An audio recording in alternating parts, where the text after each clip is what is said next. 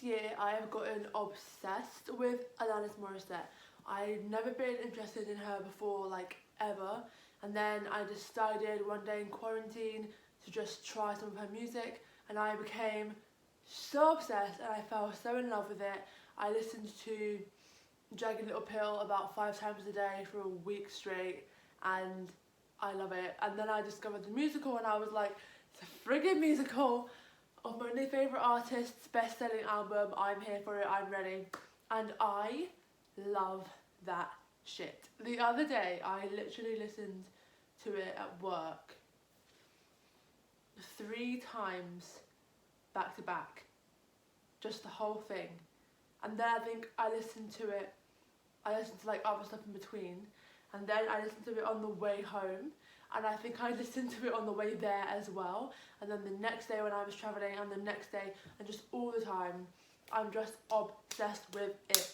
So today I decided I'd wear my red hat to pay homage to the Queen, and I would make a video reviewing the original album, which will be here, and the cast album, saying what I like more, what I don't like as much, what I think works really well on the show, what I think is better on her original album, and just gonna have a fun time talking about it for myself, because why the fuck not?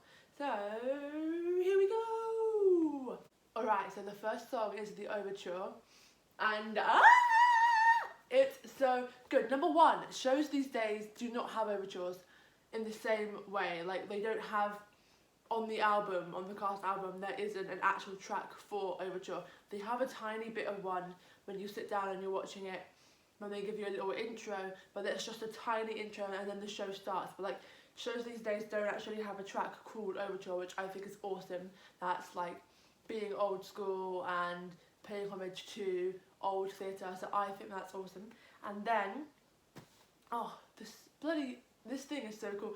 So the ensemble of this show are incredible, and they're so important, and I feel like all shows think ensemble are important, but I think this show in particular really thinks ensemble are important, because I swear they get the best shit in this show. They get the best songs, they get the best parts, the best harmonies, the best little interludes, the best little mashups.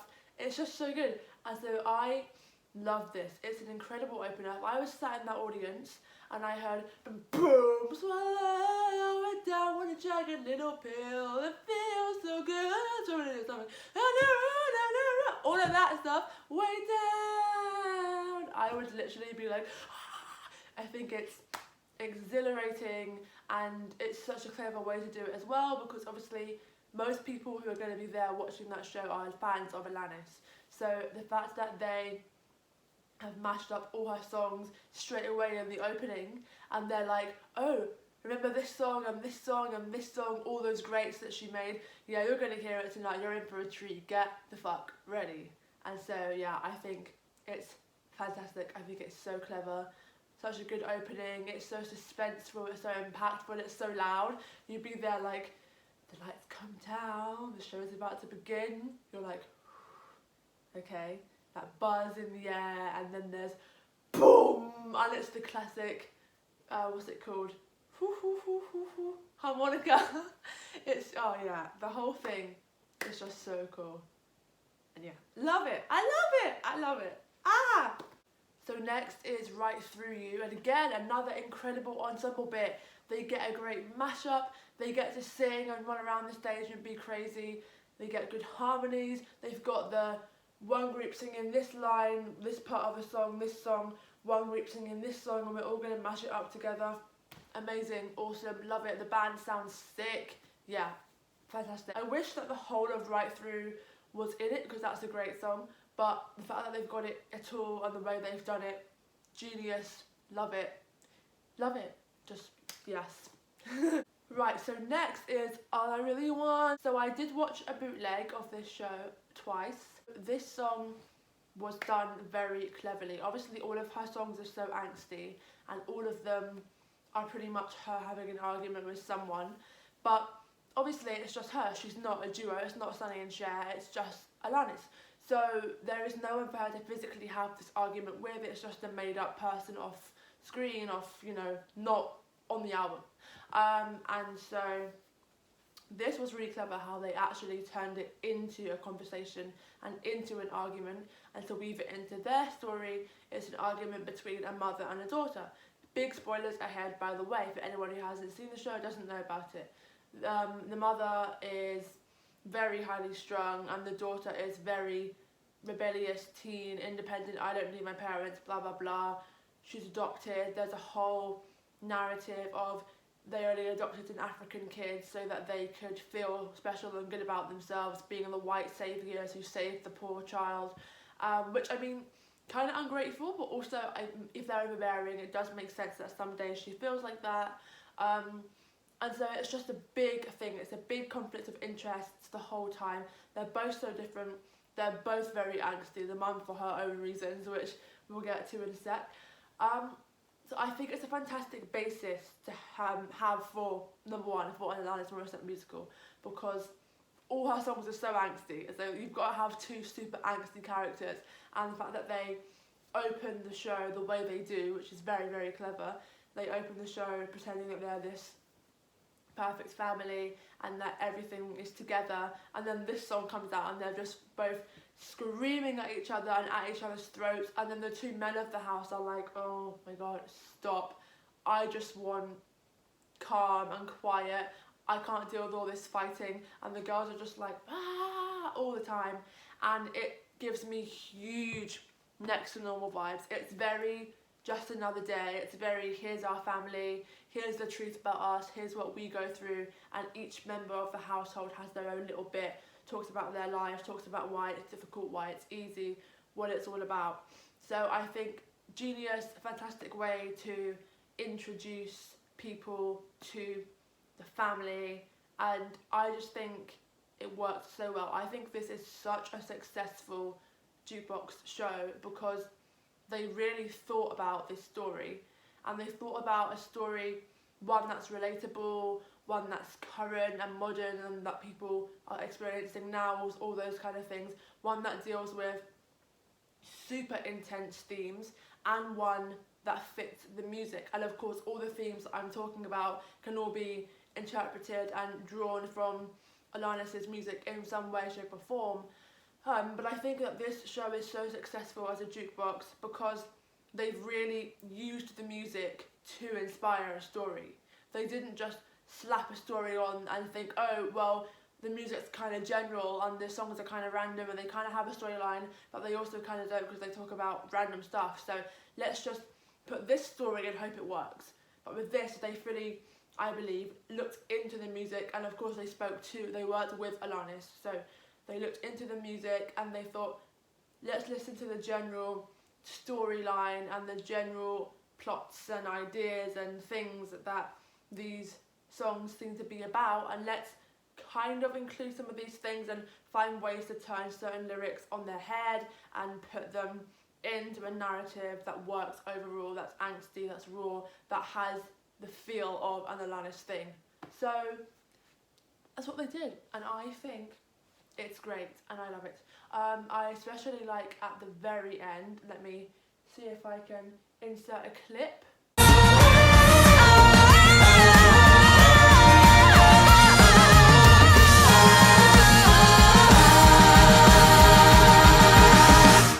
Got it.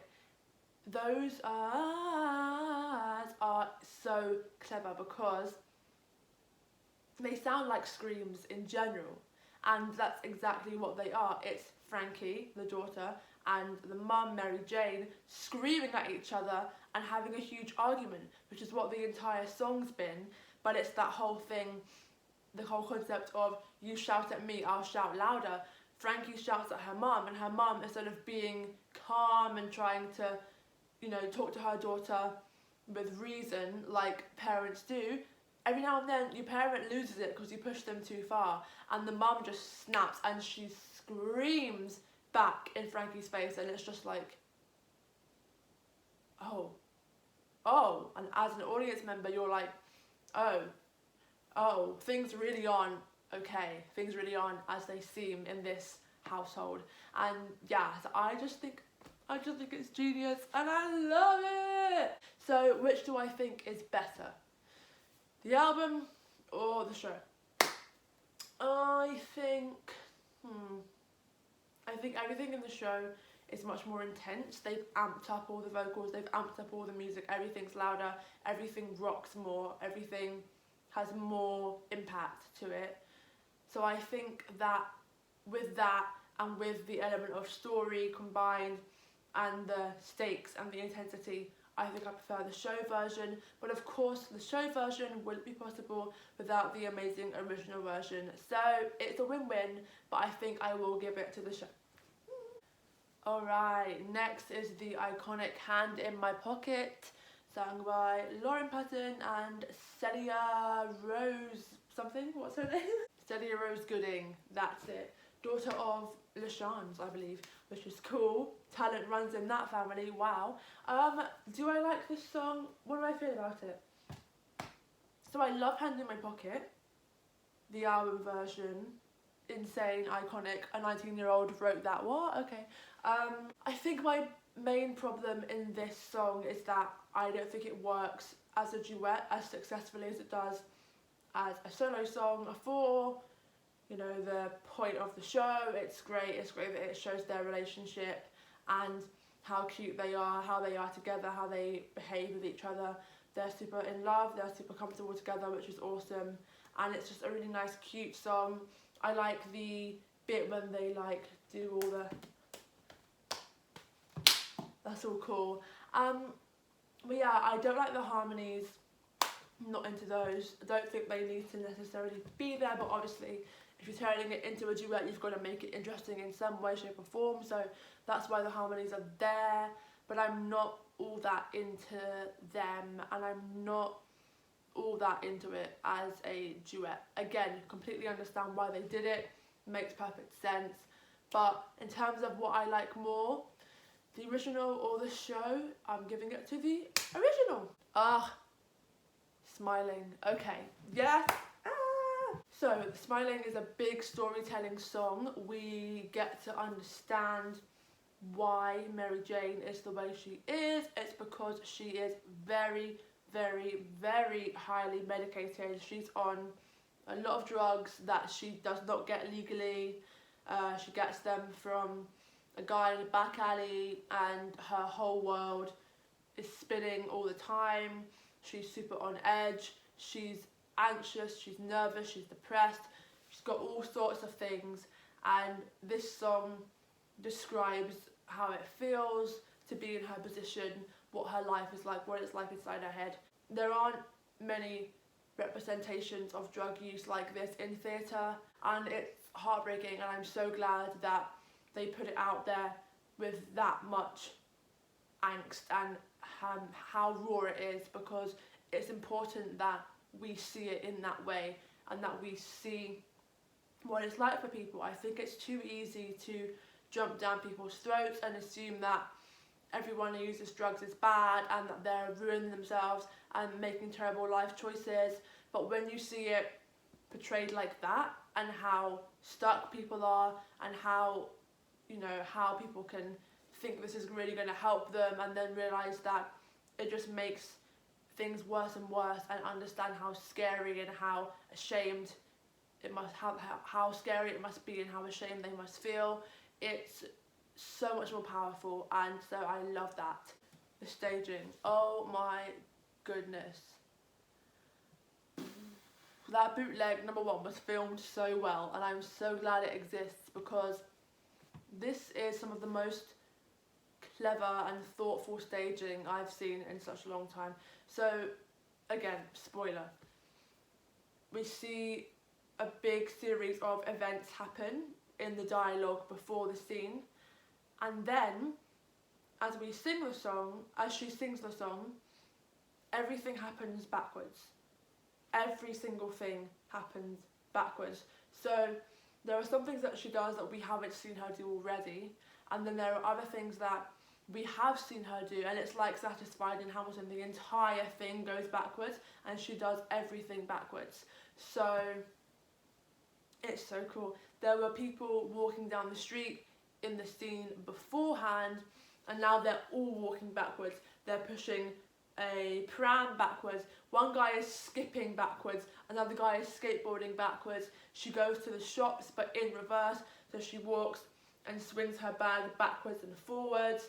Then she takes her trolley around and takes everything out of the trolley and puts it back on the shelves. It's so cool. The guy unpacks all her bags. She swallows a pill and then throws it back up again, puts the pill into her pocket instead of taking it out of her pocket, and just all this incredible stuff. And that is portraying what it feels like to be in her life and how she doesn't know whether she's coming or going, and everything that's black is white, everything that's up is down, and she's just in such a state of despair and nobody knows, and she's so alone, and she just feels so stuck and conflicted. And I think it's genius and it's absolutely beautiful, and I just love it. I love it. I think it's so clever. And again, I think this show is literally the more modern version of Next to Normal. It's so Diana. I can so see Diana in it, and it's so heartbreaking. I think, yeah, Next to Normal and this show are the absolute best examples in musical theatre of mental health struggles and substance abuse and medicine. And I just think it's gorgeous and amazing, and I love it. So, album or show? Show, obviously. I much prefer the musical version over the album version. Obviously, with the album version, it's not visual, so the storyline does really help that song be fabulous, but I prefer the way that Elizabeth sings it anyway. I think that it's just better. So yes, I prefer the show version of Smiling to the album version. Alright, next is ironic. Iconic, ironic. So there is no comparison here. You cannot, well you could obviously, but I think you'd be kind of foolish to not prefer the album version over this version. It's the song that made her famous. It's her most famous song, and it's fantastic. So obviously the album version is amazing. The music video, iconic. Yes, obviously ironic is always gonna win. It has to be. Okay, so next is So Unsexy. Ensemble bits. There's harmony. There's this whole, I don't know what to call it, maybe like a bridge, like an interlude that the ensemble sing with gorgeous harmonies and orchestrations, and I love that part. It's so nice. Am I just living with myself?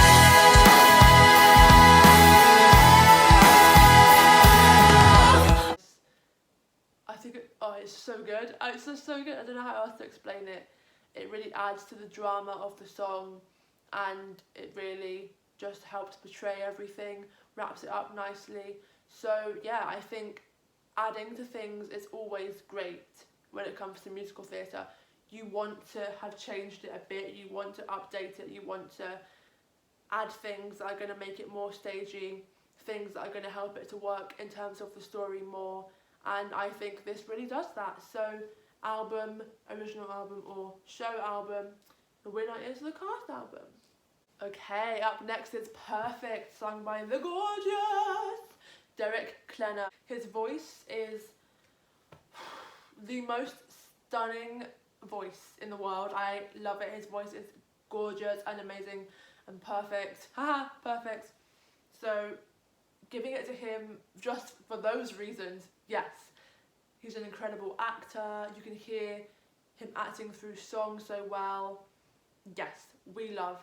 We also love men being able to show emotions, and I love how this song is worked into the plot. I feel like in so many things, whenever there's an overachieving child, it's a girl, and the girl doesn't deal with it well, I feel.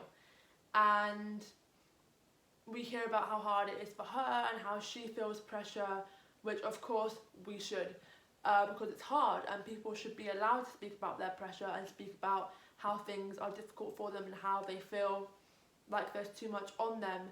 But I feel like women, we expect to crumble and we expect to find things difficult, but when all the pressure is put on boys, we expect them to be fine with it and for them to rise to the occasion and just get through it and not to have any problems. And if they do, never talk about it, never admit weakness. You're a man, you have to be strong.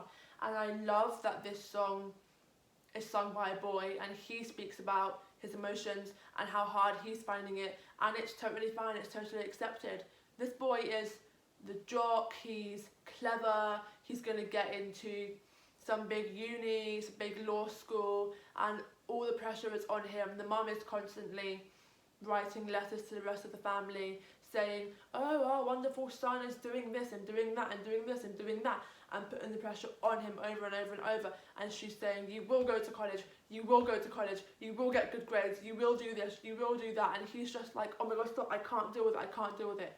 And this is his moment to really sit there and say, I can't do this, I'm never enough, what I do isn't good enough, and I'm so stressed, I feel like I'm not a good enough person, I feel like there's nothing good about me and that I've got nothing to give if I'm not being successful all the time and making my parents proud. And I think it's wonderful to see a guy have these emotions, because poor men are always told that they have to conceal everything, conceal, don't feel, don't let it show, and that they can't show any signs of weakness or sadness. And I'm just so glad that this musical has come out this year in a time, what was last year, but anyway, in a time where we say, you know what, fuck that, blue's not for boys, pink's not for girls, there's no gender, you can do anything, you can be anything, you can feel any way.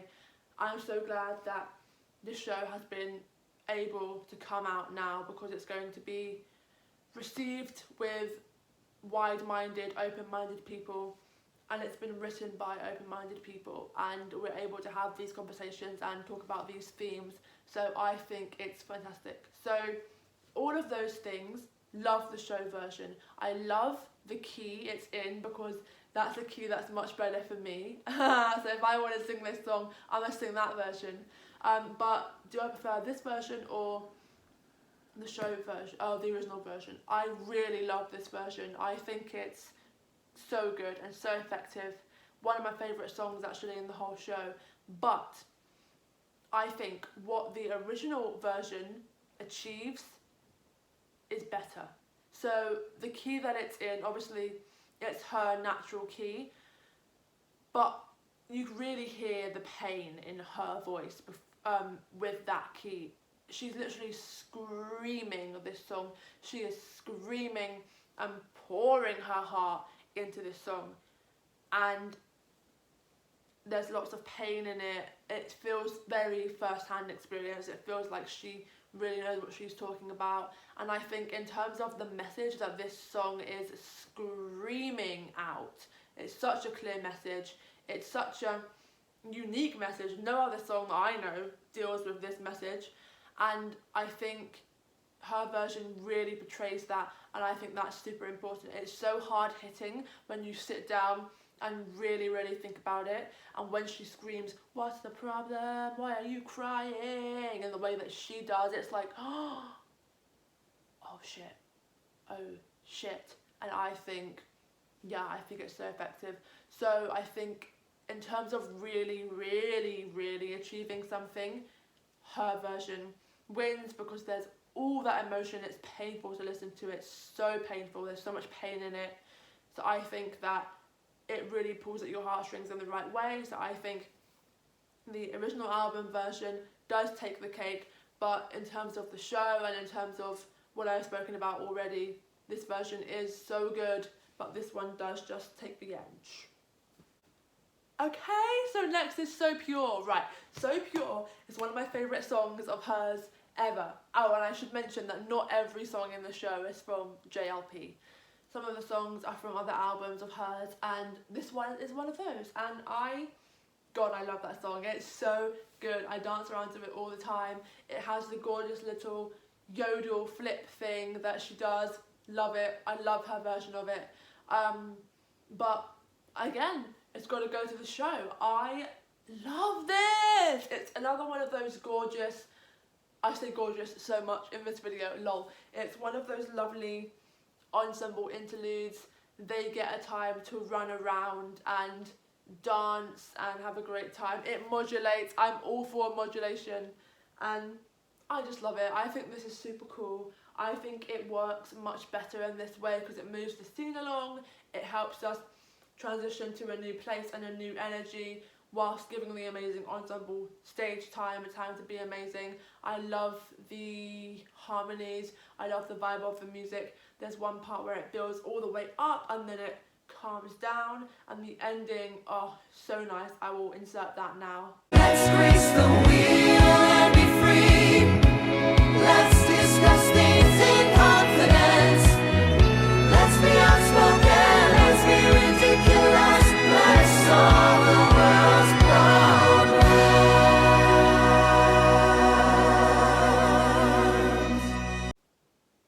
I love that. That is so cute. I think it's great. Okay, next is That I Would Be Good, which I think it's got a lot of people in this one. I'm not sure how many people even sing it from the album because I can't remember what it was like in the show, but there's got to be at least 4 people in this one. And what do I think of it? I think it's really good. I think it works really well in the show. It's very dramatic. They're all singing about what's hard for them and what makes them feel good about themselves, what makes them feel bad about themselves. They all sound brilliant. There is one part where Lauren Patton, oh my god, she sings the word overwhelmed. I'm going to put it in. It's so good. Even when I am overwhelmed, my brain will. Her voice is nuts, and the rock edge to her voice is incredible. How she does that without straining and ruining her throat, I'll never understand, but I love that part. I also like her little tiny bits in the background where she's like, why won't you accept what I need to be? I'm like, yes, love that. So I think that's really nice. I like it. Antonio something Capriano, whatever his name is, stunning. His voice, and then mix them with Celia, gorgeous. They all sound so nice. But I think that this song is a very sad song. It's a lot of heartbreak in it, a lot of sadness, which I don't think they portray in the way that they could. I feel like they all sound a bit too happy clappy about this, and that song I don't think should feel this way. Alanis' version, from the second she starts, you can feel the heartbreak. She's been crying for about 3 hours and then was like, I've got to record a song, here we go. And she sang, and she just said, I don't give a shit, I'm not warming up, I'm not going to change anything about my current state. I feel like absolute arse. I feel like I'm in the depths of despair, and that is what this song is going to be. And you hear it and you instantly just sink into like, and all your feelings just come flowing out of you, and it's heartbreaking. Her heart is broken in this song. She sounds so sad, and it's almost like she's wailing in a way through this, but it's still so empowering. And I think that the show does kind of miss the mark on that part. Obviously, the show isn't following whatever storyline inspired, whatever event inspired Alanis to write this song. So they didn't necessarily go into this song, into the show, thinking this song has to be super sad. But I think in terms of creating an impact and making you feel some kind of way, Alanis's one takes the cake, because I just listened to that properly and sat there and was like, oh my god, and things started to come up that I did not want to be up, so I just stopped listening to it. And the one on the album doesn't do that. It doesn't affect me in any way. I just kind of listen to it and I'm like, this is a nice song, and you don't properly understand and hear the lyrics until you hear her version and hear it sung the way she sings it. So yes, I think she definitely wins that version.